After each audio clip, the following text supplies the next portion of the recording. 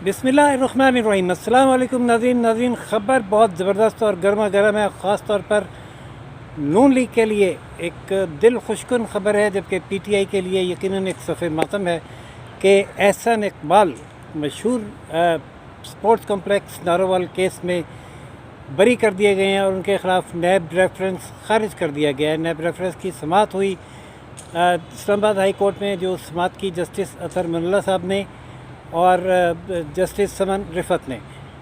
Remarks बहुत ज़बरदस्त और मज़ेदार हैं। चीफ जस्टिस ने नैब से ये सवाल किया कि आपने ये रेफरेंस बनाया किस बुनियाद पर। बताया गया कि मेट्रो वाच एक अखबार है जिसकी ख़बर पर ये रेफरेंस बनाया गया। चीफ जस्टिस बड़े हैरान हुए कि एक अननोन और गुमनाम अखबार और उसकी सिर्फ एक ख़बर पर आपने रेफरेंस बना दिया, जबकि आपके पास कोई बुनियादी एविडेंस मौजूद नहीं था। कहा गया कि जनाब ये सेक्रेटरी को पर दबाव डालकर जो मंसूबा है एक छोटे शहर में मुंतकिल करवाया गया, जिस पर चीफ जस्टिस ने ये कहा कि आपने जो रेफरेंस बनाया तो क्या किसी के दबाव में आकर बनाया है। जवाब मिला कि हम किसी के दबाव में नहीं आते। तो चीफ जस्टिस ने कहा कि आपने ये कैसे फ़र्ज़ कर लिया कि सेक्रेटरी जो है वो किसी के दबाव में आता है। और फिर शहर छोटा हो या बड़ा, अगर अवामी मफाद का मंसूबा किसी शहर में बन रहा है तो ये करप्शन कैसे है। कहा गया कि जनाब ये जो स्टेडियम है ये बॉर्डर से बिल्कुल थोड़ा सा ही फासले पर था, बहुत करीब था बॉर्डर के। इस पर भी चीफ जस्टिस ने बड़ी हैरत का इज़हार किया कि पहले तो आपको भेजते जाकर देखें कि बॉर्डर से दूर था या करीब था, और दूसरी बात यह कि बॉर्डर के अगर करीब भी था तो वो पाकिस्तान का इलाका है। पाकिस्तान अपने हदूद में जो मर्ज़ी जो जी चाहे करे। बॉर्डर के करीब या दूर हो जाने में करप्शन का अमल दखल कहाँ से आ जाता है। ऐसे और ऐसे बेशुमार सवालात जिस पे नैब को बहुत टफ टाइम मिला और वो चीफ जस्टिस के सवालात को कोई ठोस और मौसर जवाब न दे सके। सिर्फ ये कहा गया कि सिर्फ मेट्रोवाद की ख़बर नहीं, वादा माफ़ गवाह भी मौजूद था। चीफ जस्टिस ने पूछा कि ये मंसूबा पहले कब जब बंद हुआ था तो बाद में दोबारा कब शुरू हुआ। बताया गया कि 9 साल पहले ये मार्शल लॉ का दौर था जब ये दोबारा शुरू हुआ। जिस पर चीफ जस्टिस ने कहा कि तो फिर पहले आप वो मार्शल लॉ वाले साहब को जाके पकड़ें जिनकी हुकूमत थी, आपने उनको तो कुछ नहीं कहा, इनको पकड़ लिया। ये और इस जैसे बहुत सारे रिमार्क्स के बाद जस्टिस अतर मनल्ला साहब ने नैब reference Narowal sports complex case खारिज करके एहसन इकबाल साहब को बरी करने का हुक्म दे दिया है। और इस दौरान नैब ने ये पेशकश भी की कि हम जो नए ऑर्डिनेंस है इसके तहत उसको ट्रीट करते हैं। चीफ जस्टिस ने कहा कि नए ऑर्डिनेंस को हम इसको में देख ही नहीं रहे, ये पुराने एक्ट के तहत मुकदमा बना हुआ है, उसी के तहत हम देखेंगे, आप इसमें अपना मौक़िफ़ साबित करें। लेकिन नैब अपना न सिर्फ मौक़िफ़ साबित करने में नाकाम रहा, बल्कि चीफ जस्टिस अतर मनल्ला साहब इस बात पर हैरान रह गए कि जिस तफ्तीशी अफसर ने एहसन इकबाल को गिरफ़्तार किया उसे CDWP का ही पता नहीं था कि ये क्या चीज़ है। चीफ जस्टिस ने ये कहा कि जिस तफ्तीशी अफसर को CDWP का पता नहीं, वो गिरफ़्तारी डाल रहा है, और जो अदारा रेफरेंस बना रहा है उसको उसके बुनियादी इल्ज़ाम का पता नहीं है। क्या ये इल्ज़ामात जो जिनके तहत आपने ये करप्शन के इल्ज़ामात मुकदमा दर्ज किया, इसकी चेयरमैन नैब ने मंजूरी दी, या वैसे ही मेट्रोवाद की ख़बर पर मुकदमा दर्ज करके एहसन इकबाल को भी और चीमा साहब को भी जो इस महकमे के प्रोजेक्ट मैनेजर थे उन्हें गिरफ़्तार कर लिया गया। 2.5 साल तक इन्हें कैदोबंद में रखा गया, और अब आप के पास उनके ख़िलाफ़ जुर्म साबित करने के लिए कोई ठोस मवाद मौजूद नहीं है। नाज़रीन, ये हैं वो करप्शन के केसेस जो इन पर बनाए गए और जिन पर PTI मुसलसल ये प्रोपेगेंडा कर रही है कि ये चोर हैं और ये डाकू हैं, ये मुल्क लूट कर खा गए हैं। और ऐसे ही तमाम और बेशुमार केसेस हैं जिनको ऑर्डिनेंस के ज़रिए ख़त्म किया गया है, जिस पर ये कहा जा रहा है कि ये ख़ुद को बचाने के लिए आए हैं। दूसरी जानिब आज ही हाई कोर्ट में एक और केस हुआ, और वो केस एक वकील रईस अहमद एडवोकेट ने किया PTI के 2 अरकान के ख़िलाफ़।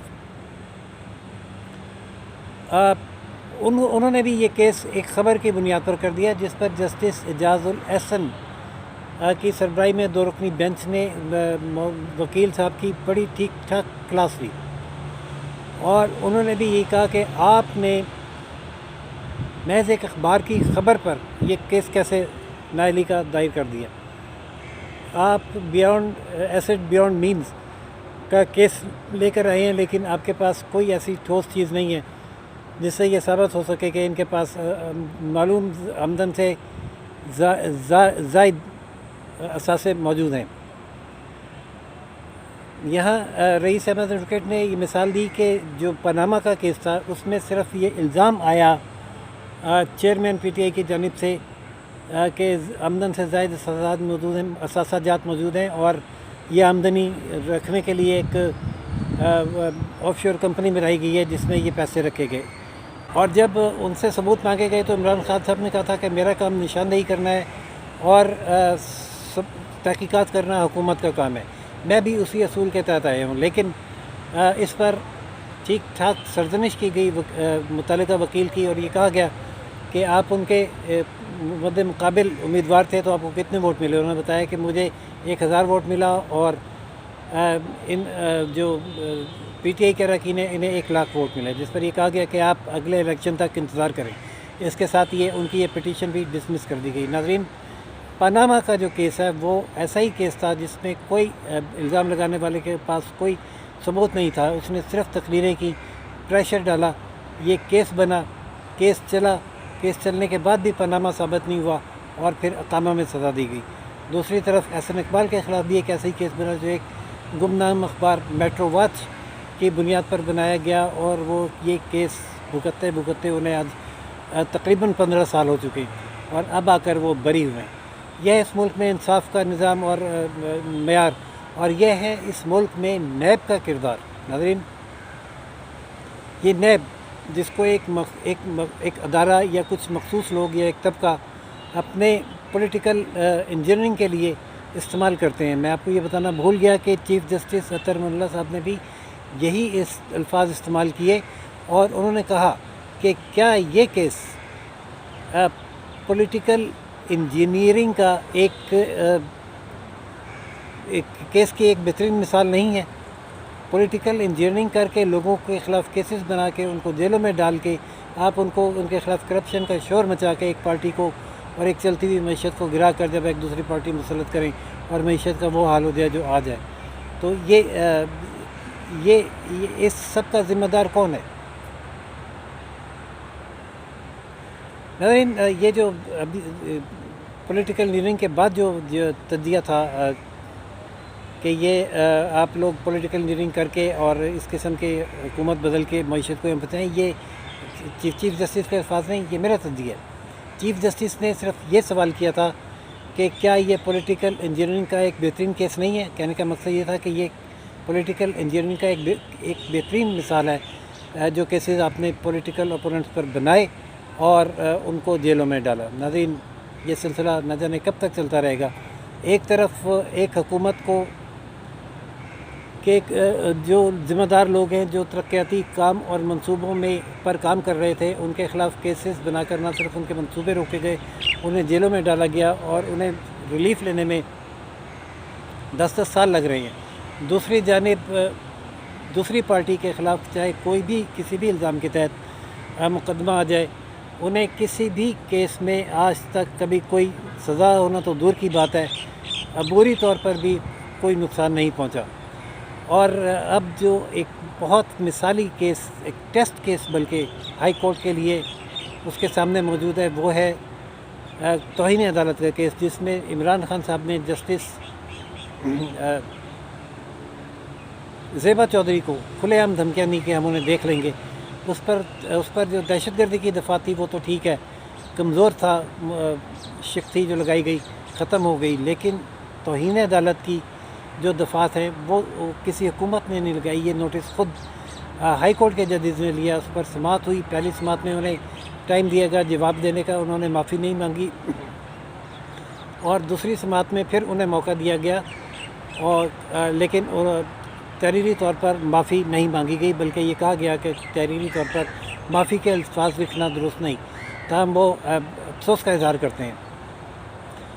ناظرین، اس کیس میں آج فرد جرم عائد کیے جانے کا حکم جاری ہوا تھا، کل فرد جرم عائد کی جائے گی، اور آج ہائی کورٹ کی جانب سے ایک سرکولر جاری ہو گیا ہے جس میں یہ کہا گیا ہے کہ کل اس مقدمے کی سماعت ہوگی جو عمران خان پر فرد جرم عائد کرنے کے لیے مقرر کیا گیا ہے اور اس کے حوالے سے سیکورٹی انتظامات اور دیگر SOPs جاری کر دیے گئے ہیں۔ ناظرین دیکھتے ہیں کہ کل کیا ہائی کورٹ عمران خان پر فرد جرم عائد کر پائے گی یا عمران خان اس سے پہلے ہی معافی مانگ لیں گے۔ لیکن جو توہین عدالت کا بیسک اصول ہے وہ یہ ہے کہ معافی اگر مانگی جانی ہے تو وہ پہلے ہی جواب میں غیر مشروط طور پر معافی مانگی جانی چاہیے، لیکن انہیں دوسرا چانس بھی دیا گیا، انہوں نے دوسرے چانس میں بھی نہیں مانگی، لیکن اس کے باوجود بھی عدالت کے پاس یہ آپشن ہوتا ہے کہ مقدمے کی سماعت مکمل ہونے تک، فیصلہ آنے سے پہلے تک بھی اگر ملزم معافی مانگ لے تو معاف کیا جا سکتا ہے، یہ عدالت کی ثوابدید ہے۔ لیکن اس کا ایک اور پہلو بھی ہے کہ اگر ملزم غیر مشروط معافی مانگ بھی لے اور عدالت مطمئن نہ ہو اور یہ سمجھے کہ اس نے دل سے نہیں بلکہ حالات کے دباؤ کے تحت معافی مانگی ہے، تو عدالت کو یہ اختیار حاصل ہے کہ اس معافی کے باوجود معافی مستر کر کے اس کو سزا سنا دے۔ عمران خان بھی گو مگو کا شکار ہیں اور وہ یہ دیکھ رہے ہیں کہ معافی مانگنے کی صورت میں ایک تو ان کی جو ہے شاید پاپولیرٹی میں کمی آئے گی، دوسرے وہ یہ الزام تسلیم کرنا پڑے گا انہیں کہ انہوں نے توہین عدالت کی، اور اس لیے وہ ریلیکٹنٹ ہیں کہ معافی تحریری طور پر نہ مانگیں۔ کل فرد جرم عائد ہوگی اور دیکھیں گے کہ کل اس مقدمے کی کارروائی ہوگی اور دیکھتے ہیں کہ فرد جرم عائد ہوتی ہے نہیں۔ جو بھی صورتحال ہوگی اس سے ہم آپ کو آگاہ کریں گے۔ ایک اور ڈیولپمنٹ آج جو سپریم کورٹ میں ہوئی وہ یہ تھی کہ سابق وفاقی وزیر خزانہ اسحاق ڈار کی اپیل سماعت کے لیے یہاں مقرر ہوئی تھی جسٹس اعجاز الحسن اور جسٹس مظاہر نقوی کے بینچ میں، لیکن